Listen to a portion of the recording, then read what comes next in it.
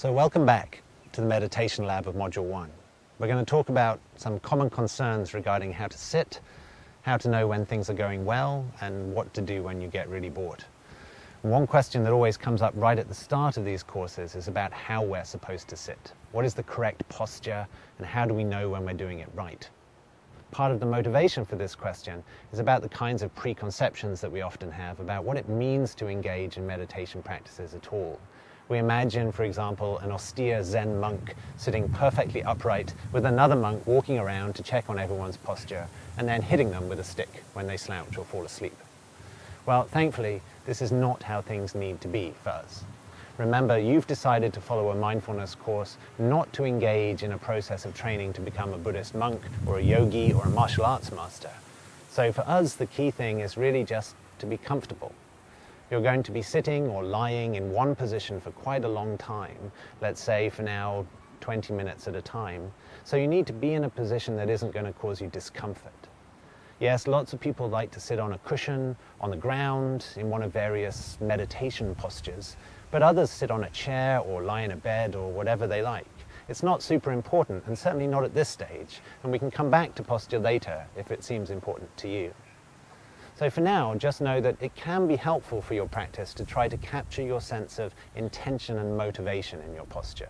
We often talk about trying to sit in a way that embodies our intentionality. In other words, when you sit down, take a moment to check in with yourself, to see what your posture communicates to you. How does it make you feel about yourself?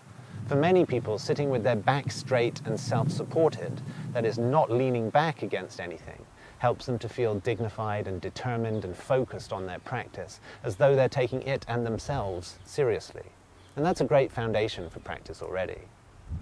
So we can experiment with posture as we go along, but my main point today is simply that you shouldn't be too worried about it. Just sit, and then we'll see whatever happens next. A second concern that we should deal with at the start is about the idea of progress.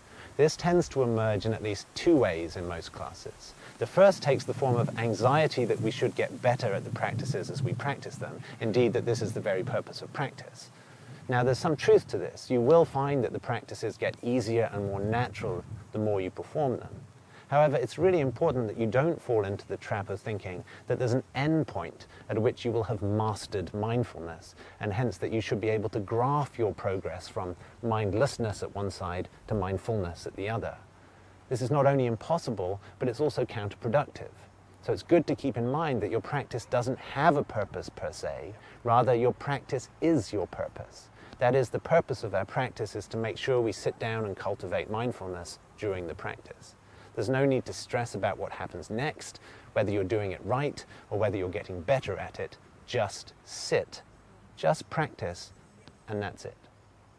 A second way that the idea of progress can get into our heads is in terms of the structure of mindfulness courses as a whole.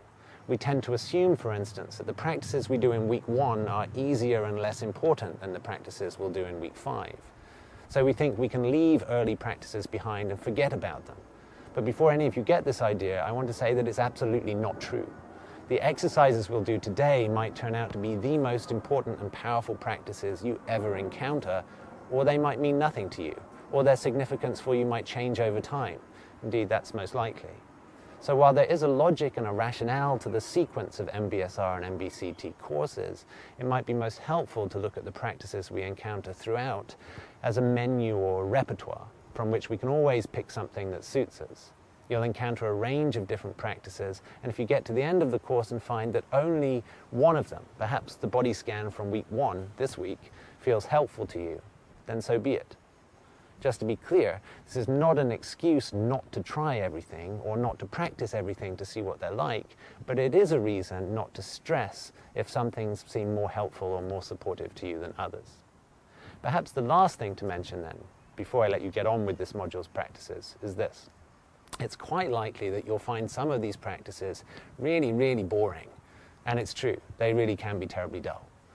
Your feeling of boredom is your mind trying to get you to do something else instead. Instead of sitting, watch your breath. Why don't you watch TV, write an email, have a drink, or do just about anything else?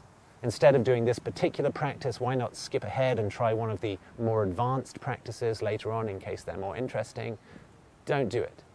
to some extent, overcoming the sense of boredom is probably going to be one of your biggest challenges, although eventually it might also become one of your closest friends, and you'll recognize him along the way when he comes to visit and welcome him in. Related to boredom is sleepiness, and for some of us this can be, lovely. If you fall asleep while you're practicing, that's absolutely fine. Indeed, it might be exactly what you need. However, you should not pretend that sleeping is the same as practicing. If you're asleep, you're not doing the exercise. So if you fall asleep during the body scan today, you should wake up and do the body scan, otherwise you haven't done it. Now, I think that's more than enough. Certainly enough chat for Module 1.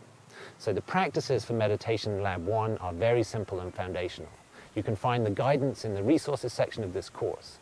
In general, they're focused on identifying our autopilot, that is, our surprisingly resilient ability to live life mindlessly, and on starting to pay more attention on purpose to the sensations we experience in our bodies, making us more mindful about ourselves and our activities.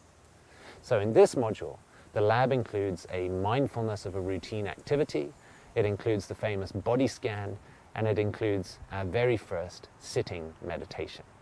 Good luck.